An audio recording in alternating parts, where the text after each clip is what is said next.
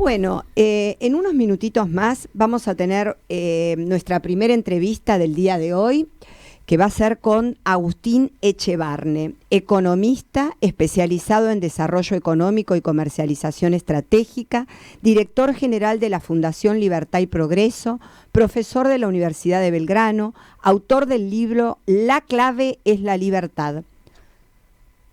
Buen día, Agustín. Josefina Tajes te saluda. ¿Cómo estás? Buen día, Josefina. Muy bien. Gracias por la llamada. No, gracias a vos, gracias por atendernos en la mañana de hoy. Bueno, Agustín, tuvimos ayer un día muy, pero muy particular, así que nos gustaría un poquito tener tu mirada acerca de lo que pasó en esto que debió haber sido la conmemoración del Día de la Memoria, la Verdad y la Justicia y terminó siendo otra cosa.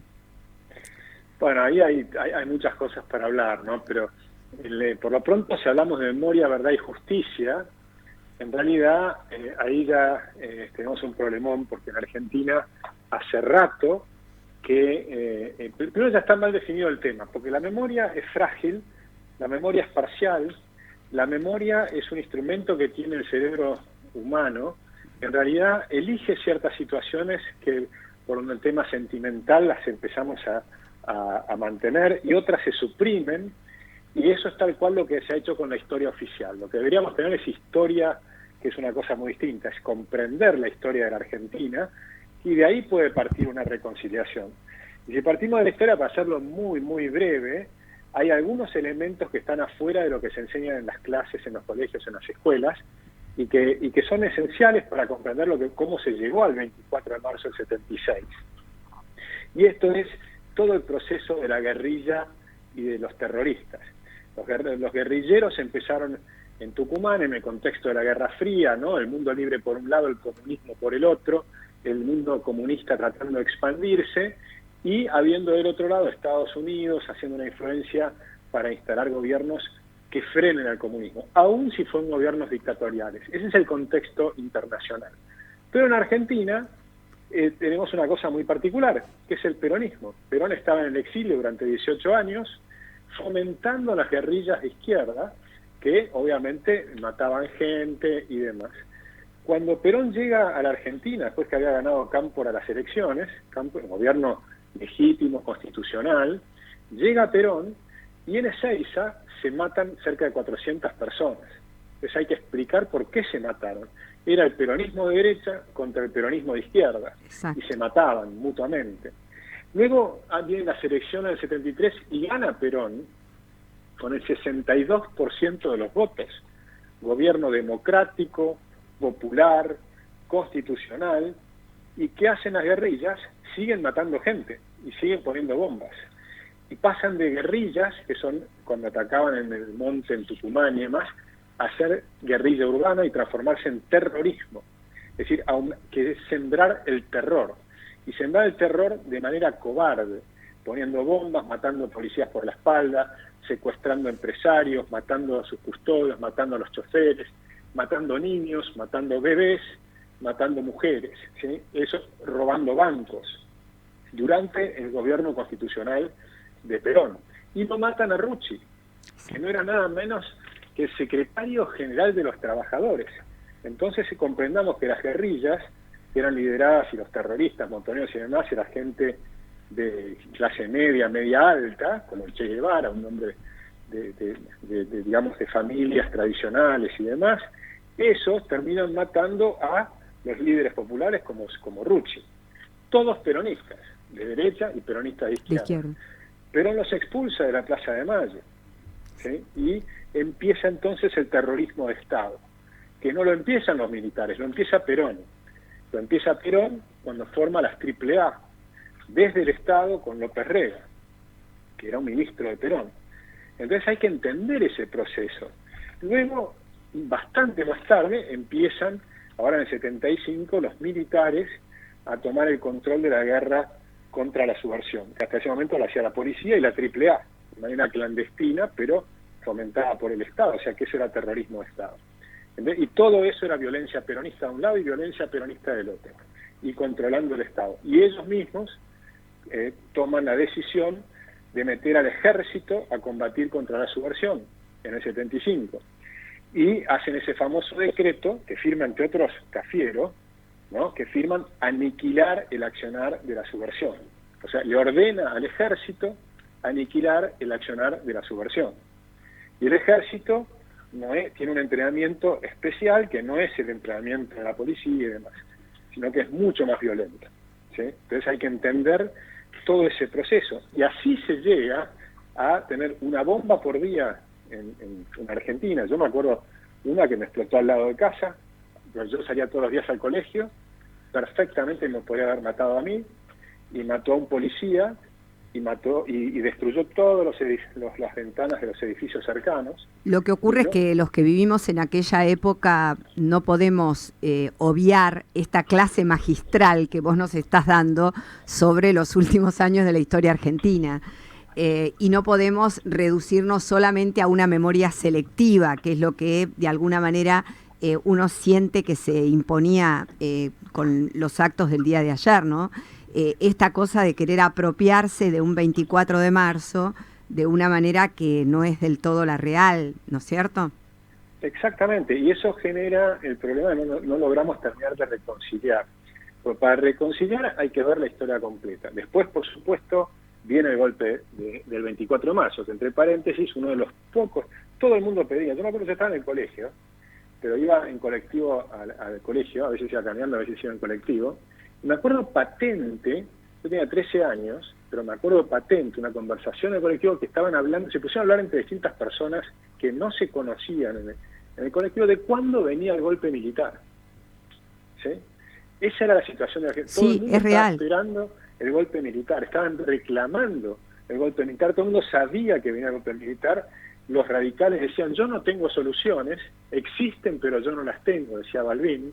Y los propios peronistas estaban buscando el golpe militar. Y eso lo confiesa el propio Cafiero, ¿no? El Cafiero abuelo, ¿no? Sí. Entonces,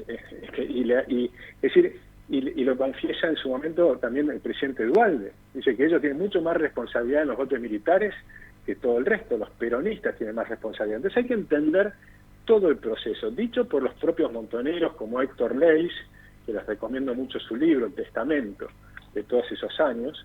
Un hombre que ahora murió lamentablemente, pero que reconoce todo lo que pasó y reconoce lo que significa el salto de ser guerrillero a ser terrorista, que es mucho peor.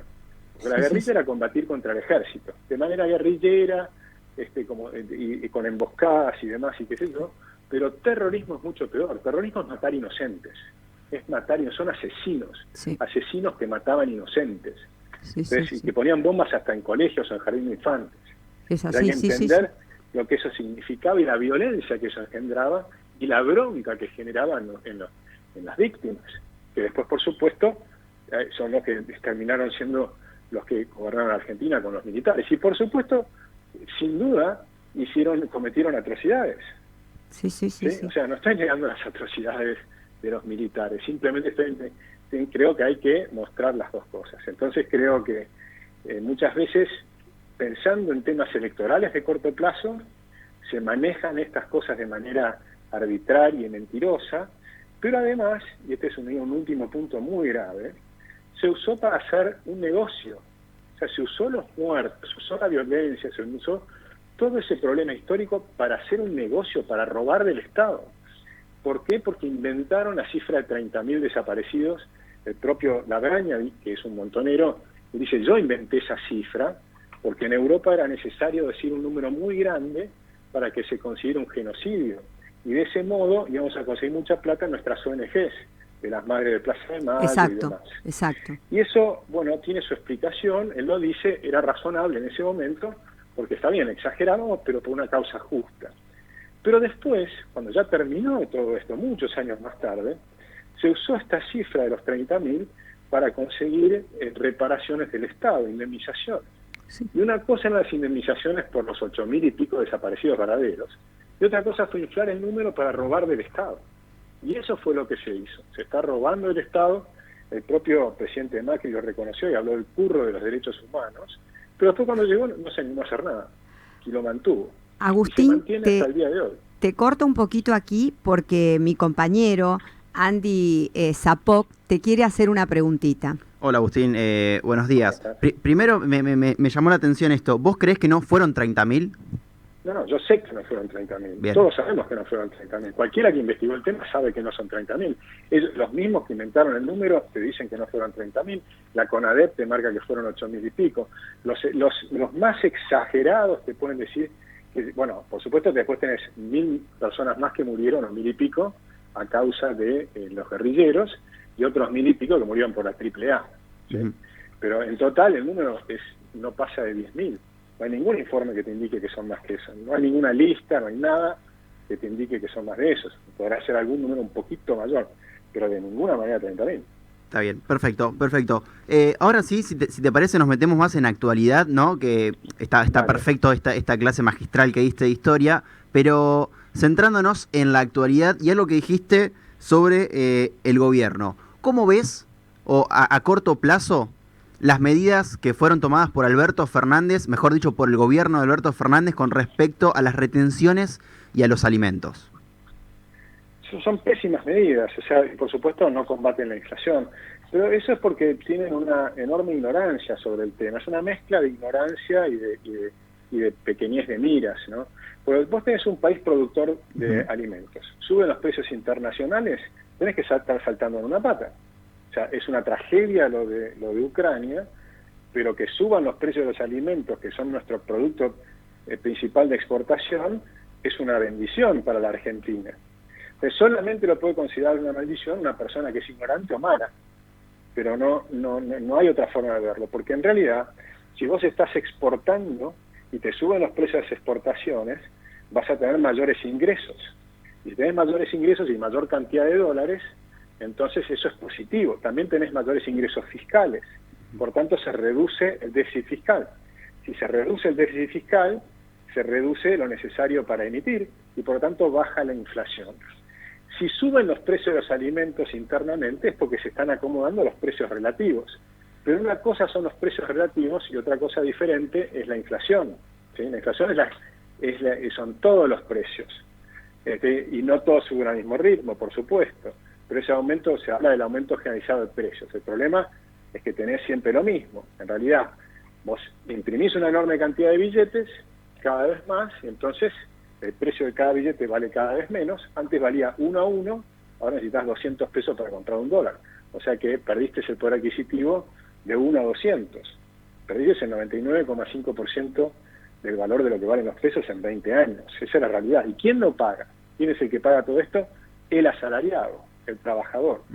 Pues la pregunta es ¿por qué no quieren frenar la inflación? Y la inflación no se frena con controles de precios, no, mucho menos se frena por poner impuestos, tampoco se frena haciendo ferias como hace acá Larreta en la ciudad de Buenos Aires, que pone ferias para competir con el almacenero, que paga el alquiler, que paga todo, y él le pone ferias en la plaza, ¿no? O sea, todas esas medidas son ridículas, no funcionan para nada. Argentina sigue teniendo una inflación cada vez más alta, tenemos una inflación de 2% mensual, pasamos a 3% mensual, a 4% mensual, y ahora estamos en orden del 5% mensual. Entonces esto es un soberano disparate. Todos los años anuncian la guerra contra la inflación, todos los años culpan a los empresarios o a los sindicatos porque quieren tener ganancias o porque quieren subir los sueldos, y nada de eso es la inflación. La inflación es exclusivamente un fenómeno del Banco Central, exclusivamente en todos los países del mundo. Cuando quieren frenar la inflación, lo hace el Banco Central, nadie más. La Reserva Federal ahora anuncia que va a subir las tasas de interés porque la inflación en Estados Unidos está muy alta. Sí, y ya se está estimando que con esta suba no alcanza tampoco, o sea que necesitan una suma mayor. Lo que ocurre es que creo que no se apunta ni a la elevada presión impositiva, ni tampoco a las restricciones a las exportaciones, ni tampoco a las consecuencias del desdoblamiento cambiario. O sea, son muchos otros factores, ¿no? Desde una mirada, digamos, más global. No, la inflación es exclusivamente un fenómeno monetario, es cuánto imprimís de billetes. Lo que pasa es que todas estas medidas afectan a la economía y la hacen que esté cada vez peor. Argentina está en una situación muy grave que requiere un cambio. Nosotros acabamos de relanzar, porque lo venimos haciendo con todos cuando hay una posibilidad de un nuevo gobierno, armamos todo un proyecto de reformas estructurales, que básicamente lo que necesitamos hacer es que en Argentina se produzca con mayor productividad. Es decir, tenés 2 millones de personas que sobran del Estado, si esas 2 millones pasan al sector privado a trabajar con productividad, es un salto de productividad para la Argentina, y la Argentina es más rica. Si tenés 8 millones de personas que reciben planes sociales y que no están trabajando o hacen changas y cosas de muy, muy baja productividad, y se ponen a trabajar en el sector productivo de la economía, entonces el salto de productividad de Argentina es inmenso. Y un país que tiene mayor cantidad de gente trabajando, produciendo riqueza, con alta productividad, es un país más rico. Después podemos pagar el doble de sueldos, no antes. Primero tenés que ser productivo. Y al ser productivo, entonces, y tener mucha gente trabajando en el sector de alta productividad, incluso vamos a poder pagar el doble a los policías, a los maestros, a la gente que está en el Estado, pero solamente si ponemos en marcha la Argentina. ¿Sí? Claro. Entonces hay que hacer todo un programa de pensar cómo hacemos para que el sector privado pase de 6 millones de personas en el sector privado formal a 10 millones en el lapso de 4 o 5 años. Ese es nuestro programa. Es como ahí entonces es cuando hablamos de una gran reforma, que es lo que realmente se tendría que estar pensando, no solamente desde el punto de vista previsional, sino laboral. Agustín, te voy a pasar aquí con mi compañero que te quiere hacer una preguntita más. Agustín, nuevamente Andrés te habla. Te quería hacer una consulta, una pregunta, mejor dicho. Cuando de un sector de la política hablan de una reducción del Estado, ¿a qué nos referimos con esa reducción? Porque vos bien lo aclarabas, es importante tener materia seguridad, salud y educación. ¿De qué se habla cuando se habla de reducir las esferas del Estado? Bueno, el Estado argentino produce, o cualquier Estado produce bienes como salud, educación, justicia, seguridad. Entonces vos tenés que estar mejorando permanentemente esos temas. Pero seguridad, justicia, salud, educación, infraestructura, con 2 millones de personas trabajando en el Estado hace 20 años atrás, te daban un bastante buen nivel en todos esos niveles. Ahora, con 4 millones de personas, duplicando la cantidad de gente que hay en el Estado, resulta que la salud empeoró, la educación empeoró mucho, pasamos a ser número 1 de América Latina en la educación, a ser número 6 de 8 países que toman el test de PISA. Y las cifras de educación son aberrantes, es una tragedia educativa que tiene la Argentina. Y esa tragedia educativa, a pesar de duplicar la cantidad de gente, significa que esa cantidad de gente no mejora nada, sino que empeora el Estado. Tener mucha gente que de sobrecarga en el Estado inventando cosas que no son necesarias, te reduce la eficiencia y la eficacia. Si vos necesitas 600.000 maestros adelante de las escuelas, pero tenés 1.200.000 y hay 600.000 que se dedican a hacer política, entonces te complican la educación. Y la educación es mucho peor hoy de lo que era antes.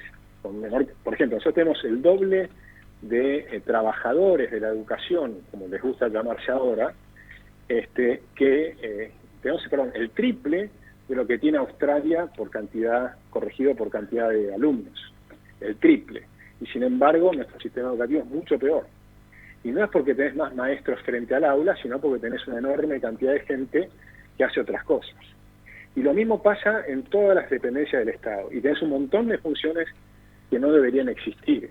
Por ejemplo, el Ministerio de la Mujer, la Secretaría de Programación Microeconómica, la Secretaría de Desarrollo Territorial.